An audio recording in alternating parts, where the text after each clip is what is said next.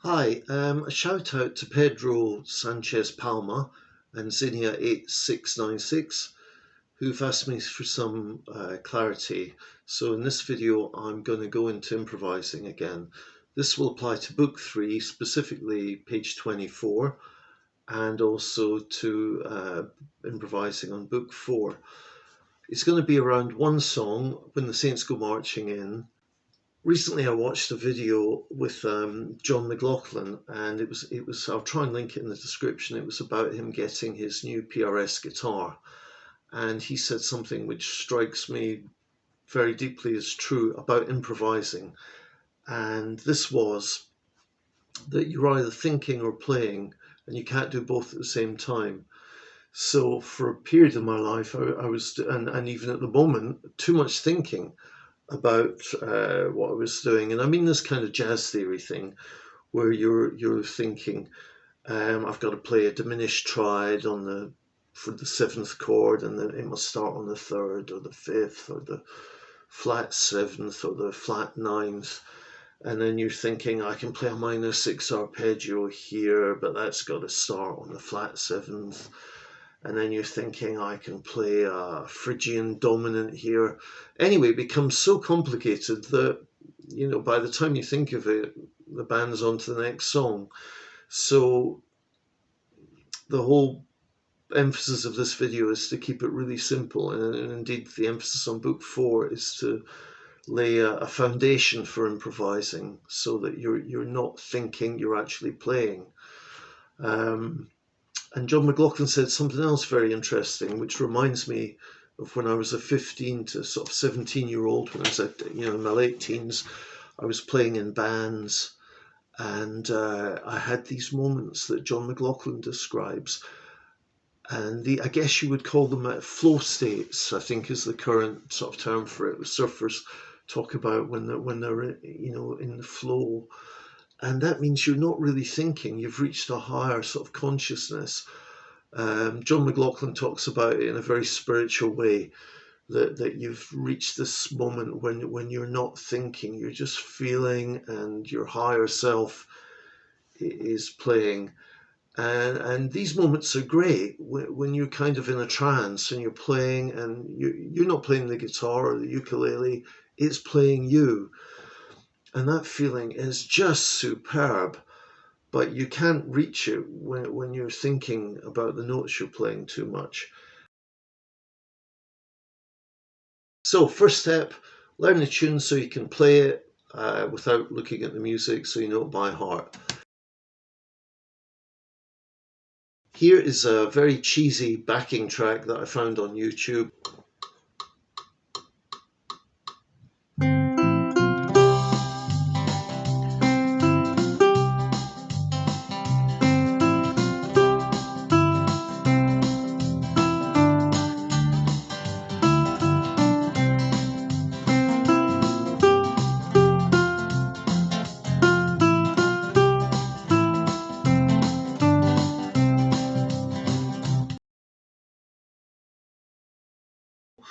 We're going to use the C arpeggio here, just on these top 3 strings. So we've got 3rd string, 4th fret, 2nd string, 3rd fret, 1st string, 3rd fret, and also the open 3rd string. So we're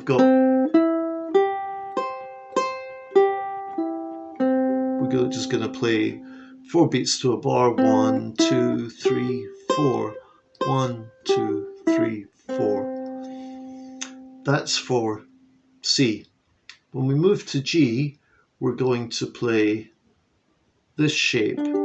So the G shape, which would be 3rd string, 2nd fret, 2nd string, 3rd fret, 1st string, 2nd fret.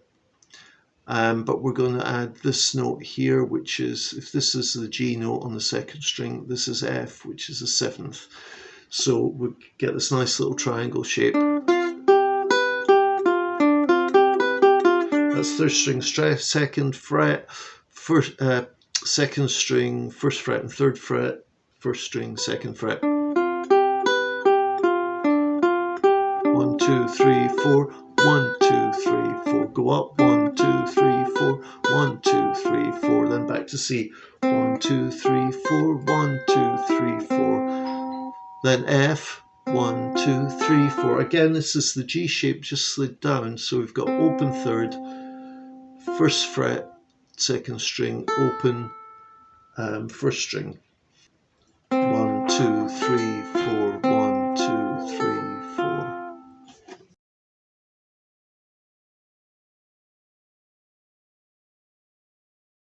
Just play the arpeggios with the backing track. We're going to keep strict time. We're not trying to swing it or do anything fancy. We're just getting the arpeggios under our fingers in our brains, and 4 beats per bar, so 1 beat, 1 note.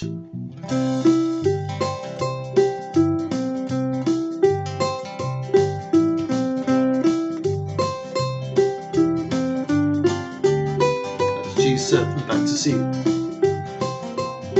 to F, C, G, C, C,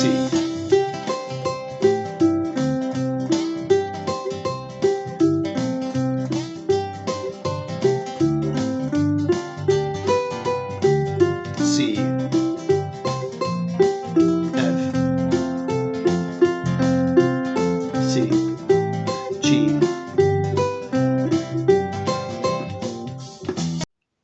So still on step 2, once you have the triads under your fingers, you're going to try improvising, just using the notes of these triads. So when I'm on C, I've only got these 3 notes, well, maybe the open third string as well. That's it. When I'm on G7, I've only got these 4 notes. Can't do anything else. And this forces you to use your ear, and you start making connections between the chords and knowing what note to play when you hit the chord, and you know when the chords change.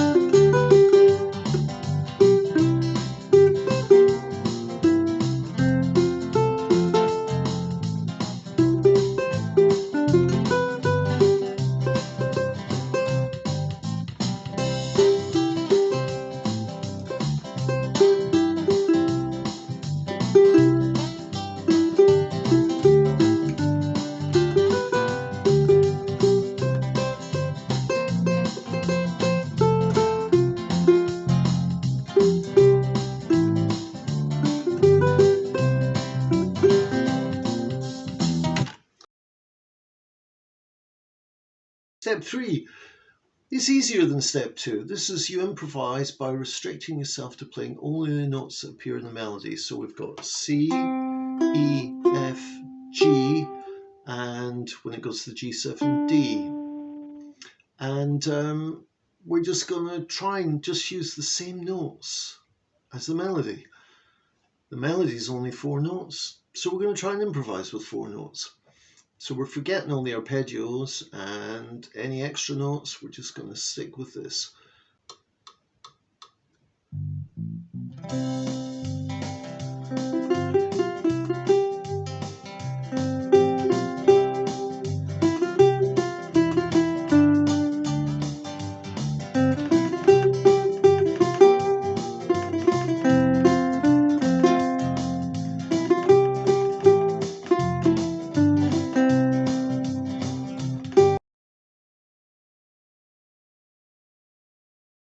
Just using the C major scale, and first of all restricting the rhythm, and then playing 3/4 notes and a triplet on the 4th beat, and then 2/4 notes and 8th notes on the 3rd and 4th beat. So that's 1, 2, 3, and a 4 and a.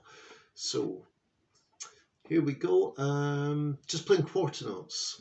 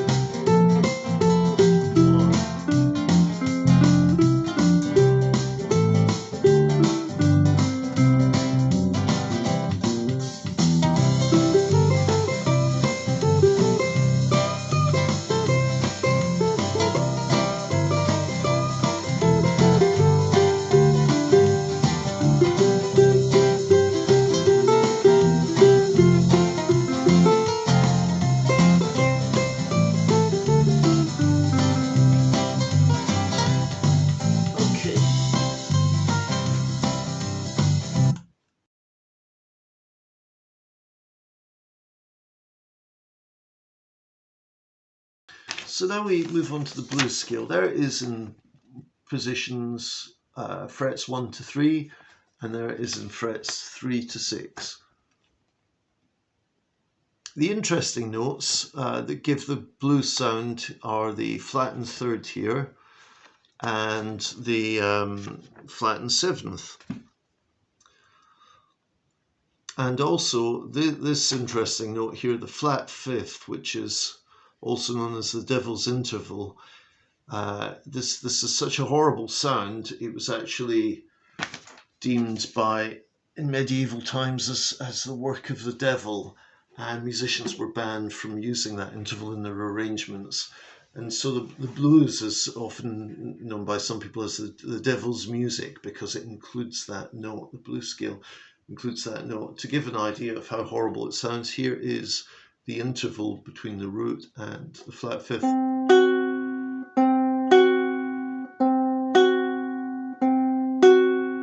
If you play that often enough, you'll probably start to feel a bit nauseous or be possessed by demons. Now, the other thing to think about that note is it's a nice passing note.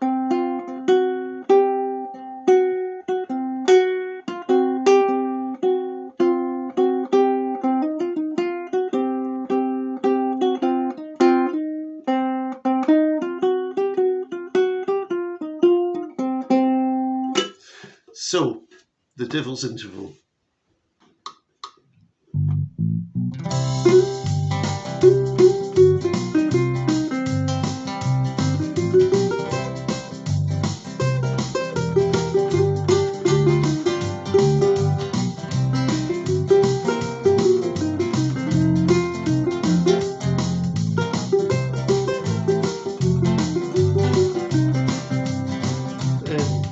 Frets 2 to 6.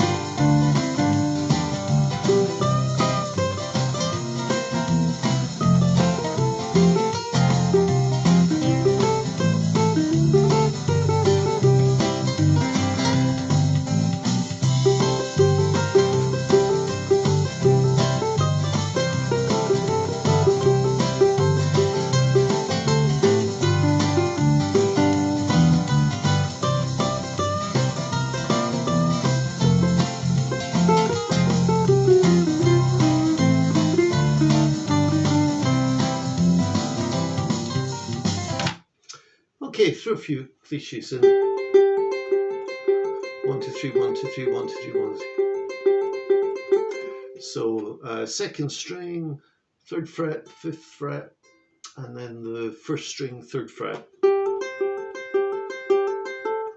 Also, this third string, fourth fret, and second string, third fret, fourth fret, third fret.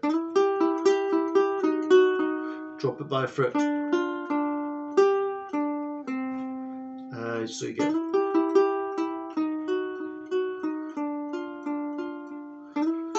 4 and 3 to 3 and 2 to 1 and 2. Also, this mixed scale pattern I was using when you mix the blues and major scale together.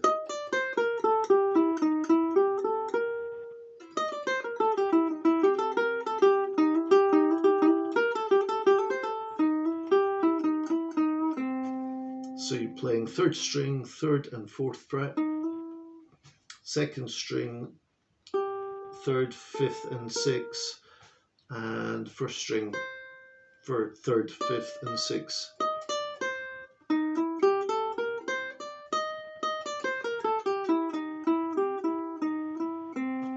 And the third string open is always useful for the root note, the C.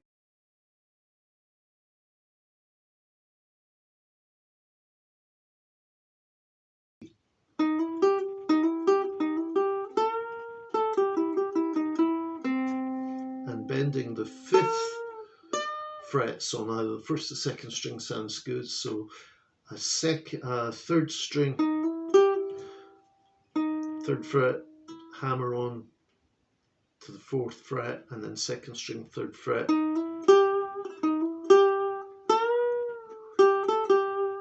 And then bending the 5th on the 2nd fret, and then 3rd, 5th, 3rd on the 2nd string, rather, not 2nd fret, 2nd string.